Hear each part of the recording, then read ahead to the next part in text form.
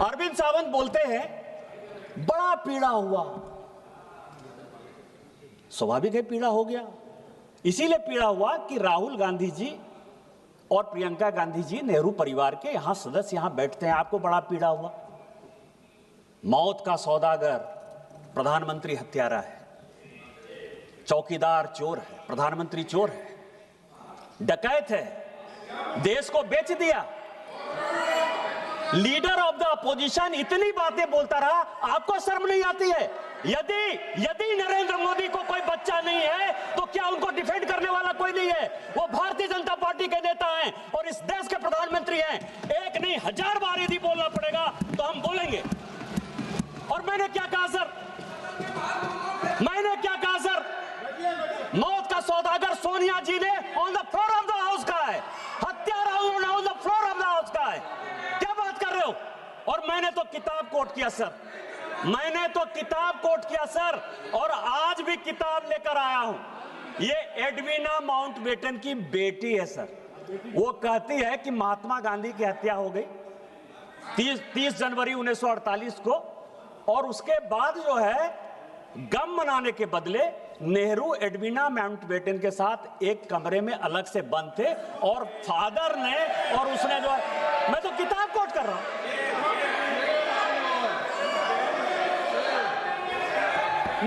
मैं उनकी बेटी का किताब है सर।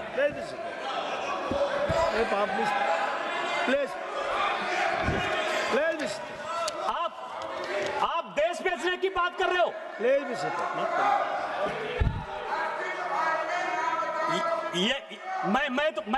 मैं तो बात कर रहा हूं सर। स्पीकर सर 17 आदमी को मैं अब इतिहास की कहते हैं, आपने कोई जो है उसका गारंटी नहीं ले लिया है। नेहरू जी देश के पहले प्रधानमंत्री थे, राहुल गांधी और प्रियंका गांधी के रिश्तेदार होंगे, लेकिन देश के पहले प्रधानमंत्री को कोट करने का अधिकार, उनके गलतियों को बताने का अधिकार मेरा है। वो देश के पहले प्रधानमंत्री थे। आपकी कोई यूएसपी नहीं है। 47 से लेकर 52 तक वो कांग्रेस के प्रधानमंत्री नहीं थे, वो इस देश के प्रधानमंत्री थे। और हमारे पहले राष्ट्रीय अध्यक्ष श्यामा प्रसाद मुखर्जी भी उनके मंत्रिमंडल के सदस्य थे सर। अंबेडकर साहब, जिनको कि कांग्रेस ने हराने का काम किया, वो भी लॉ मिनिस्टर थे सर। तो मैं ये कह रहा हूं कि यदि अमेरिका से पैसा लेकर अपने नॉन अलाइंड मूवमेंट बनाया, बांडुंग सम्मेलन 1959 से लेकर 1960 तक किया, यदि CIA के इस कागज में लिखा हुआ है तो मैं नहीं बताऊंगा कि आप अमेरिका के दलाल थे। यदि अनटोल्ड स्टोरी जो जनरल कॉल ने की, जहां से जिस राज्य से आप आते हैं स्पीकर सर, कि 1962 में ऑल इंडिया रेडियो से नेहरू जी ने कह दिया कि असम चीन के कब्जे में चला गया। अनटोल्ड स्टोरी जो जनरल कॉल, जो उनके रिश्तेदार थे, 17 लोगों को बाईपास करके जिनको कि जनरल बनाया था, यदि वो अपनी किताब में लिखते हैं कि अमेरिका के साथ मिलकर मैं लड़ाई लड़ रहा था, मतलब चाइना के साथ भारत नहीं लड़ रहा था, अमेरिका लड़ रहा था, यदि आप अमेरिका के गुलाम थे, मैं ये बात नहीं कहूंगा। अभी खुद वॉशिंगटन पोस्ट में सर 4 पेज का न्यूज छपा कि 1962 में नंदा देवी में न्यूक्लियर डिवाइस लगाया गया। त्रिवेंद्र सिंह रावत और यहाँ ये अजय भट्ट बैठे हुए हैं, और जिसके कारण गंगा में जो वो न्यूक्लियर डिवाइस के कारण जो विकिरण हो रहा है, उसके कारण गंगा के क्षेत्र में जो कैंसर फैल रहा है, उसके कारण नेहरू हैं। क्या ये बात मैं नहीं कहूंगा? 1962 में यदि उड़ीसा का चरवटिया एयरपोर्ट आप अमेरिका को बेस यूज करने के लिए दे देते हैं, तो क्या अमेरिका की आप दलाली कर रहे थे? ये बात मैं नहीं कहूंगा। ये सब तो इतिहास है, मैं तो इतिहास की बात कर रहा हूं।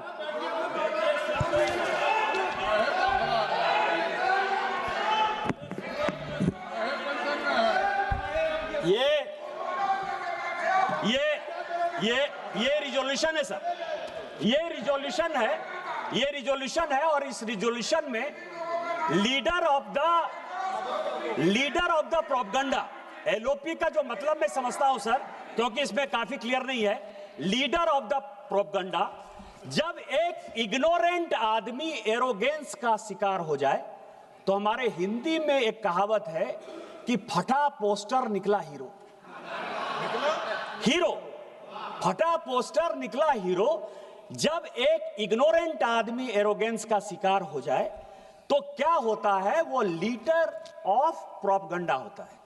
और एलओपी के बारे में ये पूरा इसमें डिस्क्रिप्शन है सर, कॉल एंड सगदर ने लिखा है कि लीडर ऑफ द अपोजिशन कौन होगा और लीडर ऑफ द अपोजिशन के क्या अधिकार होंगे। आज चिल्ला रहे हैं एलओपी को बोलने देते हो, एलओपी को नहीं बोलने देते हो। मैंने भी सोचा कि इसमें जाया जाए कि एलओपी को बोलने नहीं देते हो।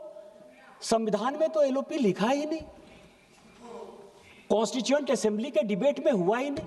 47 से लेके 77 तक सर एलओपी कौन होगा इस देश का? मतलब क्या उनकी मानसिकता थी, तानाशाही की मानसिकता थी कि 1947 से लेके 77 तक इस देश में एलओपी के लिए किसी प्रकार की कोई सुविधा, कैसे एलओपी का सिलेक्शन होगा, कौन एलओपी होगा, कुछ था ही नहीं। चर्चा करते हैं 69 में राम सुभाग सिंह बने, राम सुभाग सिंह बने। मैं उस पर भी गया सर कि 77 में 69 में क्या हो गया, राम सुभाग सिंह हो गए। इंदिरा जी ने अपनी पार्टी तोड़ दी, सिंडिकेट ने उनको पार्टी से निकाल दिया। कैंडिडेट कांग्रेस पार्टी के राष्ट्रपति के नीलम संजीव रेड्डी जी हुए। इंदिरा जी ने अपना कैंडिडेट बीबी गिरी बना दिया। अंतरात्मा की आवाज पर वोट हो गया सर, और उस अंतरात्मा की आवाज में बीबी गिरी साहब जीत गए। कांग्रेस पार्टी 2 भाग में विभक्त हो गई। ऐसी सिचुएशन हो गई कि इस सरकार को गिरने के अलावा कोई उपाय नहीं था। तो शेखर गुप्ता एक बड़ी अच्छी किताब लिखते हैं, द लेफ्ट ओवर्स, कि कांग्रेस जब जब लेफ्ट होने की कोशिश करती है वो देश का कबाड़ा करती है और अपना कबाड़ा करती है। और उसने 1969 में अपनी सरकार बचाने के लिए लेफ्ट पार्टी का सहारा ले लिया। चूंकि कांग्रेस का जो दूसरा फैक्शन था, मतलब बाप बेटा पंच, बरदा का दाम 5 आना जो हमारे यहां कहा जाता है, तो राम सुभाग सिंह जो कि 1962 से लेके 1969 तक किसी न किसी, चाहे वो नेहरू जी हो, चाहे शास्त्री जी हो, चाहे वो इंदिरा जी हो, सभी के मंत्रिमंडल के वो सदस्य रहे सर। उनको उन्होंने कहा कि नहीं नहीं आप, अरे सबसे बड़ी पार्टी थे यार, आपको तो चलने ही नहीं देते। लेकिन 77 में जब हमारी सरकार आई, कई एक लोग कहते हैं अरे आप तो 80 में आई, आपको पता ही नहीं है कि 77 में हमारी सरकार थी। जनता पार्टी में इस देश के लिए हमने विलय कर दिया। इमरजेंसी के खिलाफ हमने अपने आप को खोना। देश क्या होता है, देश के प्रति राष्ट्रभक्ति क्या होती है, ये आपको सुनना चाहिए। मैं आपको एक इंसिडेंट बताना चाहता हूं स्पीकर महोदय, आपके माध्यम से अरविंद सावंत जी को, चले जाइएगा पार्लियामेंट के लाइब्रेरी में। 1969 में एक क्वेश्चन है कि बाला साहब ठाकरे ने गोली क्यों चलाई, और उस गोली के लिए बाला साहब ठाकरे का रिवॉल्वर का लाइसेंस क्यों नहीं निरस्त कर दिया जाए। जवाब आया कि उनकी वाइफ पर जो है कांग्रेस के गुंडों ने अटैक किया था, इसलिए बाला साहब ठाकरे ने जो किया, ये ऑन द रिकॉर्ड है, मैं ऑन रिकॉर्ड ये बातें कर रहा हूं। 69 का क्वेश्चन है और बाला साहब ठाकरे का वो बयान है कि मैं मरना पसंद करूंगा लेकिन कभी भी इंदिरा गांधी और कांग्रेस का साथ नहीं दूंगा। क्या बात कर रहे हैं? मैं हिल्ड नहीं कर रहा हूं सर, मैं हिल्ड नहीं कर रहा हूं। इसमें सभापति महोदय, एक हमारे यहां कहावत है, कि पूत कपूत तो क्या धन संचय। भाषण के बाद आप बोलेंगे, निशिकांत जी के भाषण के बाद आप बोलेंगे। पूत कपूत तो का धन संचय, पूत सपूत तो का धन संचय। और ये पूरा का पूरा जो है, ये पूरा का पूरा जो मामला है कि leader of the party, leader of the partition या लीडर ऑफ प्रोपगंडा इस तरह की हरकतें क्यों करते? 95 चुनाव हार चुके, मीडिया उनको सीरियसली नहीं ले रहा है, देश उनको सीरियसली नहीं ले रहा है। हालत क्या हो गई है कि आप ये समझिए कि जब सोनिया जी ने इस पार्टी को छोड़ा तो 206 उनके लोकसभा के सांसद थे सर। जब राहुल गांधी जी के बाद ये पार्टी गई तो वो 44 पे चली गई। दूसरा जब चुनाव आया तो वो 50 पर चली गई। इसके बाद सोनिया जी को लगा कि अकेले से नहीं हो पाएगा, ये तो पार्टी एकदम खत्म ही कर देगा, तो प्रियंका गांधी को उन्होंने जो है उसके साथ भेज दिया। तो अभी 99 सीट पर जो है पहुंच गए सर। इसके बाद जो है वो फिर से खत्म होने के कगार पर हैं। इसी कारण से लाइमलाइट लेने के लिए अब लड़ाई हो रही है कि प्रियंका जी नेता बनेंगी कि ये बनेंगे। इस कारण से जो है ये इस तरह की हरकत कर रहे हैं सर, केवल देशद्रोही हरकत कर रहे हैं। और अभी तो प्रियंका जी चली गई। मैं कहने वाला था सर कि गांधी परिवार में जो आदमी पैदा होता है वो प्राइम मिनिस्टर इन वेटिंग होता है, एलओपी नहीं होता है, लीडर ऑफ प्रोपेगेंडा नहीं होता है सर, लीडर ऑफ अपोजिशन नहीं होता है, प्रधानमंत्री होता है। अभी उनके बेटे की शादी होने वाली है। मैं उनसे रिक्वेस्ट करूंगा कि अपने बेटे के साथ मेरा फोटो खिंचा दीजिएगा, क्योंकि लड़ाई तो वही है ना। वो राजा है सर, हम रंक है। गांधी परिवार में कोई पैदा हो गया, उसको इस देश पर राज करने का अधिकार है, स्पीकर बनाने का अधिकार है, राष्ट्रपति बनाने का अधिकार है, उपराष्ट्रपति बनाने का अधिकार है, डायरेक्टर सीबीआई वो बनाएगा, सीएजी वो बनाएगा, चीफ जस्टिस ऑफ इंडिया वो बनाएगा। और ये जो नहीं बना पा रहे हैं 12 साल से, इसी छटपटाहट में वो माननीय ओम बिरला के खिलाफ जो है अविश्वास प्रस्ताव लेकर आए सर।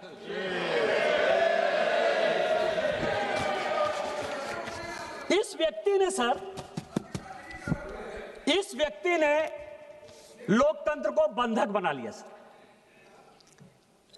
एक अपोजिशन का पार्टी है, आज मैंने सबका भाषण सुना। अखिलेश यादव जी का माइक बंद होता है, सुप्रिया सुले जी का माइक बंद होता है, कनी मोजी का माइक बंद होता है, टीआर बालू साहब का माइक बंद होता है। एक आदमी कंप्लेन कर रहा है सर, एक आदमी कंप्लेन कर रहा है। और क्या किस तरह की बातें करो, सबने तो भाषण दे दिया सर। मैं केवल एक भाषण कोट करना चाहता हूं 1954 का। मावलंकर साहब के खिलाफ अविश्वास प्रस्ताव किस लिए है, यह सभी को जानने वाली बात है। ए.के. गोपालन साहब कम्युनिस्ट पार्टी के बड़े नेता थे, अघोषित तौर पर वो लीडर ऑफ द अपोजिशन थे। उनका चार्ज मावलंकर साहब पर यह था कि मावलंकर साहब ने कहा कि मैं स्पीकर हो गया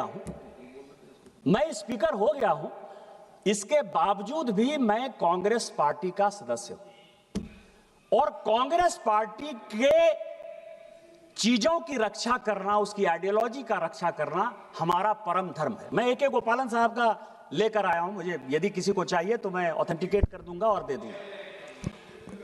अब आप समझिए कि ये कह रहे हैं कि स्पीकर को नॉन पार्टीसन होना चाहिए, जो होते हैं सर। लेकिन आपके ऊपर भरोसा कौन करे?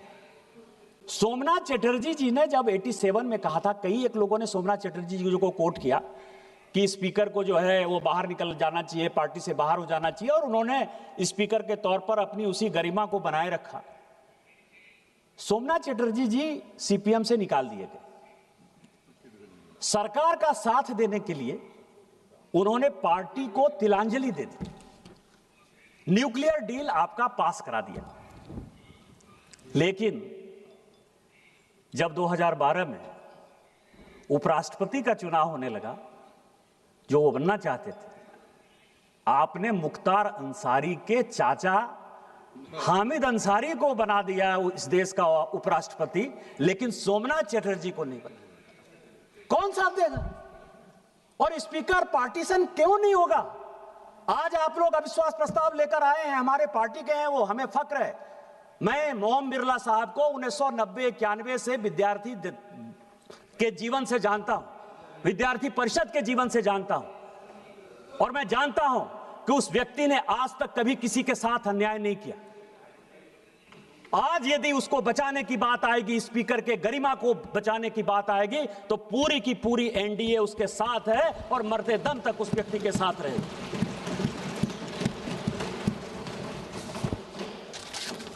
मैं जब लीडर की बात कर रहा था सर, कॉल एंड संदर की, तो सभी लोगों ने कोट किया कि कितनी बार वो पार्लियामेंट में बोले, 2004 में कितनी बार बोले, 2009 में कितनी बार बोले, 2014 में कितनी बार बोले। 2004 से 9 तक जब वो पहली बार सांसद बने सर, तो केवल एक बार बोले, और वो एक बार केवल उन्होंने कहा कि मैं राहुल गांधी ईश्वर की शपथ लेता हूं कि मैं सत्यनिष्ठा से जो है भारत का संसदीय का जो है, इसके अलावा उन्होंने कोई बात नहीं की। 9 से संजोग से 9 में मैं आ गया था। 9 से 14 तक सर, जो पुराना पार्लियामेंट था ना, नहीं, जो पुराना पार्लियामेंट था, पुराने पार्लियामेंट में एक खंबा था सर, वो खंबा के बगल में जो है वो बैठते थे, और उनकी चौकड़ी थी सर, उनके मित्र मंडली थी, उससे वो बातचीत करके आते थे और चले जाते थे। जब उन्होंने मुंह खोला तो कलावती के बारे में मुंह खोला, और आज तक फिर कलावती का जो है उन्होंने ध्यान ही नहीं रखा सर। इसके बाद जब हमारी सरकार आई सर, मैं आपको बता रहा हूं कि वो किस तरह से उनका जो टारगेट है सर, उनका टारगेट है कि 3% लोगों को, 140 करोड़ देश है सर, सभी को माननीय प्रधानमंत्री जी के ऊपर आशा है, विश्वास है, इस संसद के प्रति आशा है, विश्वास है। आपको क्या होगा, मनीष तिवारी चले गए, 105 मैं कोट करना चाहता था। आपको पता है कि 105 का जो संशोधन किया, सांसदों के सारे अधिकार को जो अमेंडमेंट किया, किसने किया? 1976 में, जब पूरी की पूरी पार्लियामेंट को बाहर कर दिया। आप तो अभी कह रहे हो कि बोलने नहीं दिया जा रहा है। पूरी पार्लियामेंट के विपक्ष को और अपने ही चंद्रशेखर जी, हेमवती नंदन बहुगुणा, जगजीवन राम, सबको जेल में बंद करके जो संविधान की पूरी हत्या कर दी, उसमें सांसदों के अधिकार को भी खत्म कर दिया, राष्ट्रपति के भी अधिकार को खत्म कर दिया। आपको पता है कि बोफोर्स के समय जब हल्ला हुआ तो 89 में जो है आपने 150 सांसद को जो है निकाल बाहर कर दिया था। उसको इस्तीफा देने के अलावा कोई अल्टरनेटिव नहीं रहा। किस संविधान की बात करते हो? यहां तो माइक की बात कर रहे हो यार। तो मैं ये कह रहा हूं कि उन्होंने जो है 2015 से क्या क्या बातें कही सर। उन्होंने 2015 से जो मुद्दे हैं सर, 2015 से एलओपी का है। सभापति महोदय, पूरी पार्लियामेंट के जितने स्पीकर हैं ना, जितने स्पीकर हैं, वो स्पीकर के ऊपर सबसे बड़ा आरोप मेरे ही कारण लगा रहे हैं सर, मुझे ही गाली देते रहे। कोई ऐसा स्पीकर नहीं है जिसने कि मेरे बारे में नहीं बोला सर। मैंने चुपचाप सबकी बात सुनी है, मेरी बात उनको सुनना चाहिए। वो क्या कह रहे हैं सर? 20 अप्रैल सफाई दे, एक मिनट।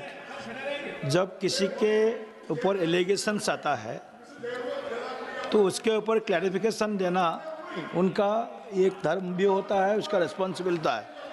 आपने एलिगेशंस लगाया, उन्होंने उसका जवाब दिया, तो आप प्लीज लिसन 2015 में sir, yes I am allowing him. 2015 मैं डेट वाइज बता रहा हूं सर, उन्होंने क्या क्या बोला, मतलब गोल पोस्ट कैसे राहुल गांधी चेंज करते रहे, या उनके पास कोई विषय ही नहीं रहा देश को गुमराह करने के लिए, मैं बता रहा हूं सर। उन्होंने 20 अप्रैल